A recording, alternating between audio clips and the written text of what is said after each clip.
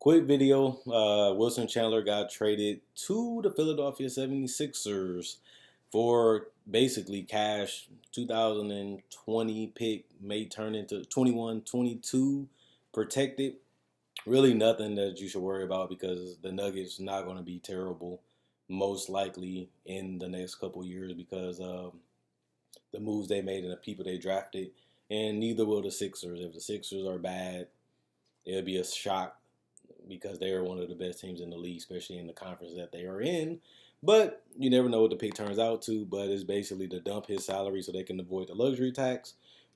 Wilson Chandler is a guy that's 6'9", small forward, 31 years old, played in the NBA for 10 years, 10 points a game with the average last year, 44% from the field, 35 from three, 77 from the free throw line, 5 rebounds, 2 assists. A guy that's a utility guy. You're not going to run plays for him. You're not going to call really that many things for him. You're just going to, let him shoot spot up threes, come off some screens, get the ball movement, get out in transition, get some layups, get some dunks, get some free throws every once in a while. He's a guy that he's just a role player at best. You need some depth at that small forward position. You have Robert Covington, a guy that can be hot and can be cold. You lost out probably on Kawhi Leonard.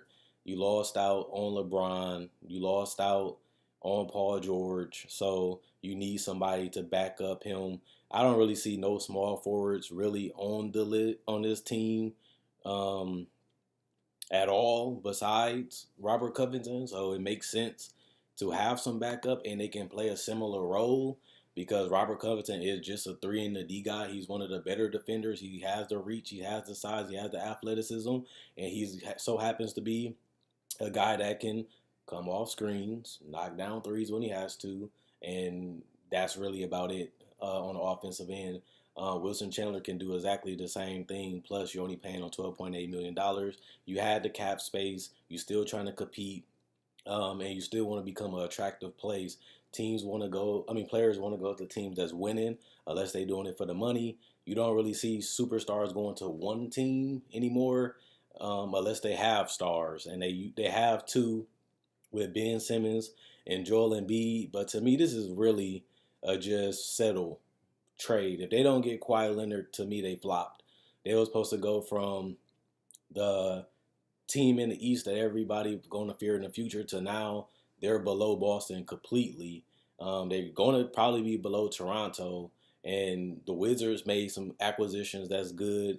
It's going to be tough for the Philadelphia 76ers. I think they will get better because we don't know how good Markelle Fultz will be with a full season in real minutes. TJ McConnell can develop and make them a lot better in that position. Joel Embiid gets another year of development and a full offseason to work on his game and add something new. Dario Saric proved every season to me, and he had a breakout year this year. He can get better. Ben Simmons is unselfish. I want to see what he's going to add to his game, especially as the pressure comes on. And now, to me, they're down after they got Redick. They have the floor space and still with Covington and Redick. They're not going to be under the radar anymore. The team, to me, just going into the season, we knew what they could do. We just haven't synced it because Embiid and Simmons haven't been healthy. No team knew how to play them. No team knew how to really adjust to them because they didn't see it. Joel Embiid still missed a significant amount of games this year. Ben Simmons played with them, played without them, even in the playoffs. Robert Covington was hot and cold. JJ Redick was one of their better players, but he was on a 1-year, $23 million deal. We didn't know if he was going to come back until he just signed yesterday. So at the end of the day, a lot of things was fluctuating. A lot of things was going on. And they flew under the radar until people started respecting them when they started winning. They got off to a rocky start, too. So it ain't like they started winning instantly. It happened during later in the season. They was able to take advantage of their weak schedule and really rack up wins to help them get to that third seed and that 50 overall win. So that's impressive already. Nobody had them coming into the season as a 50-win team. They was able to exceed them expectations, but they did flop at the same time, losing to Boston without Kyrie and Gordon Hayward. And a lot of them games was close. They just turned the ball over, made mental mistakes, and they beat themselves when they actually should have won that series. And I'm a Celtics fan. I would admit that because I watched all the games.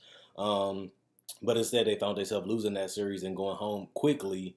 And then they try to do like Draymond Green and them did, jump on the LeBron bandwagon. Didn't really necessarily work because he didn't even he just went right to LA. He could have went with these two other stars. Instead, he went to LA to be the only star, which is rare now. But Magic Johnson got something up his sleeve. It's a reason why LeBron committed there for 3 years guaranteed.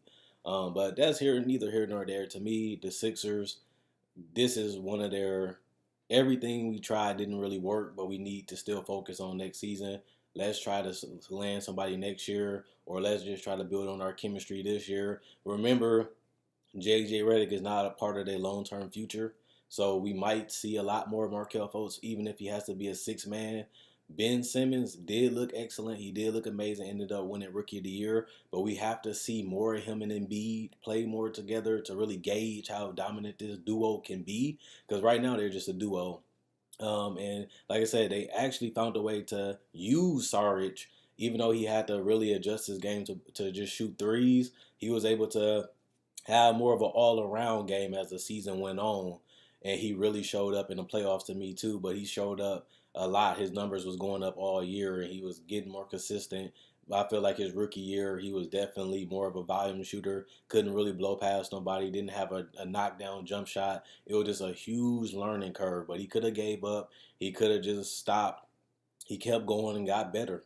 And he went out there and played his game. And not only that, he adjusted and he made the proper adjustments, got his jump shot better, got it worked on his spot up 3 point shooting, whether it's from the top of the key or the corner in the three. Or the corner three, and he's been able to knock those down.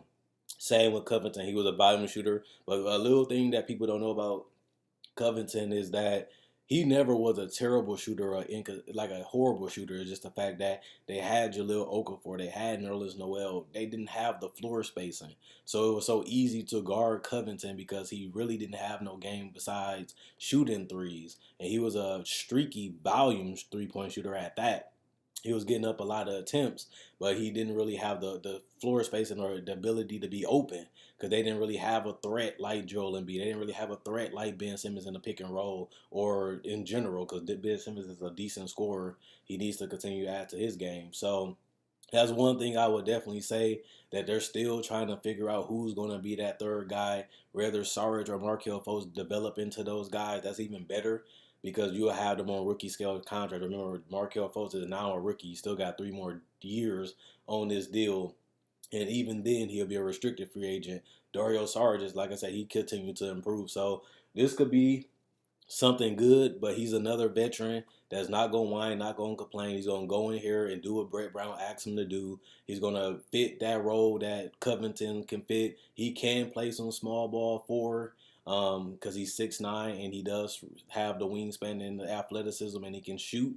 So he is not going to be a liability offensively. Definitely looking forward to seeing this Sixer team more as the season go on because I want to see how well they gel and get to and gel together. They also said, as a side note, that Wilson Chandler, this is supposed to be a long-term deal. They wanted to trade to get Wilson Chandler on the roster, and they plan on keeping him around other than this season. But like I said, he is 31 years old. It might be a 3-4 year deal, if that much. I can definitely see 2 to 3 years keeping Wilson Chandler down. I think he could be good, and you still will have Robert Covington locked up because they gave him an extension earlier this season. So you got the pieces, and remember they gave Joel Embiid the extension. So we know it's Ben Simmons and Joel Embiid team, but since they lost out on LeBron, Paul George, and Kawhi Leonard so far, now they have to focus on who's going to be that third star for them. So it's either Mark Fultz, Dario Saric, or they're going to have to go out there and find one through free agency.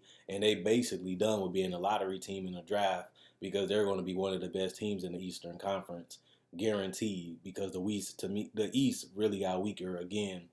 And it's going to be easy for them to gobble up wins. Remember, they won on the 16-game winning streak really without even having Joel Embiid, and they was tearing up the East. And they got out of the first round really without having Joel Embiid. So we'll see how far they can go. Teams didn't expect them. Teams didn't expect them to play that well. I didn't expect them to play that well, and they actually got to the playoffs and got out of the first round. People started thinking that they was going to be in the Eastern Conference Finals, but they blew it.